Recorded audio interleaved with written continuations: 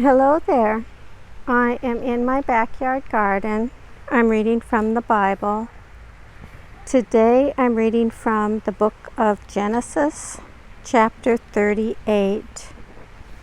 In chapter 38, it talks about Judah and Tamar. But before I get started, I want to talk just a little bit about what I'm showing you in the video today. Today you see chives and they are blooming. The other day I showed you a few chives that were about to bloom. Well, today I'm showing you there are a few left with their blooms closed, and they'll open up in the next day or so. But what I'm showing you are the chives in bloom. Okay, enough about the garden. Back to Bible reading. Today I'm reading from the book of Genesis, chapter 38. The reading begins.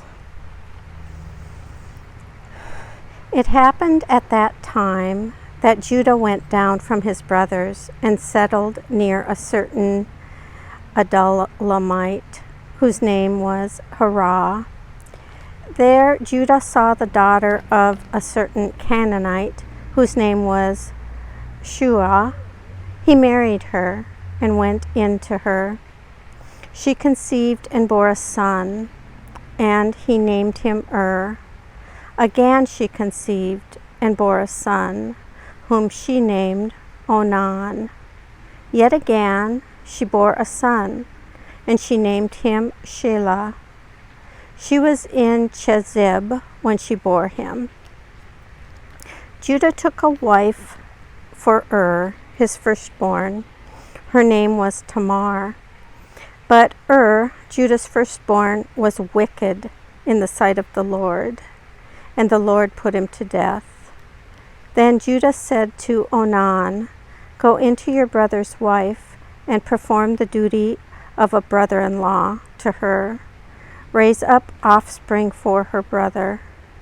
But since Onan knew that the offspring would not be his, he spilled his semen on the ground whenever he went into his brother's wife, so that he would not give offspring to his brother.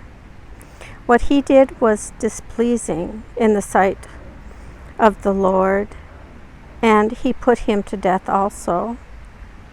Then Judah said to his daughter-in-law Tamar, "Remain a widow in your father's house until my son Shelah grows up," for he feared that he too would die, like his brothers. So Tamar went to live in her father's house. In course of time, the wife of Judah, Shua's daughter, died. When Judah's time of mourning was over, he went up to Timnah to his sheep shearers, he and his friend Hirah, and Adullamite. When Tamar was told, "Your father-in-law is going up to Timnah to shear his sheep," she put off her widow's garments, put on a veil, wrapped herself up, and sat down at the entrance to Anaim, which is on the road to Timnah. She saw that Shelah was grown up, yet she had not been given to him in marriage. When Judah saw her, he thought her to be a prostitute, for she had covered her face. He went over to her at the roadside and said, "Come, let me come in to you," for he did not know that she was his daughter-in-law. She said, "What will you give me that you may come in to me?" He answered, "I will send you a kid from the flock." And she said, "Only if you give me a pledge until you send it." He said, "What pledge shall I give you?" She replied, "Your signet and your cord, and the staff that is in your hand." So he gave them to her and went in to her, and she conceived by him. Then she got up and went away, and taking off her veil, she put on the garments of her widowhood. When Judah sent the kid by his friend the Adullamite to recover the pledge from the woman, he could not find her. He asked the townspeople, "Where is the temple prostitute who is at Enaim by the wayside?" But they said, "No prostitute has been here." So he returned to Judah and said, "I have not found her." Moreover, the townspeople said, "No prostitute has been here." Judah replied, "Let her keep the things as her own. Otherwise, we will be laughed at. You see, I sent this kid, and you could not find her." About 3 months later, Judah was told, "Your daughter-in-law Tamar has played the whore. Moreover, she is pregnant as a result of whoredom."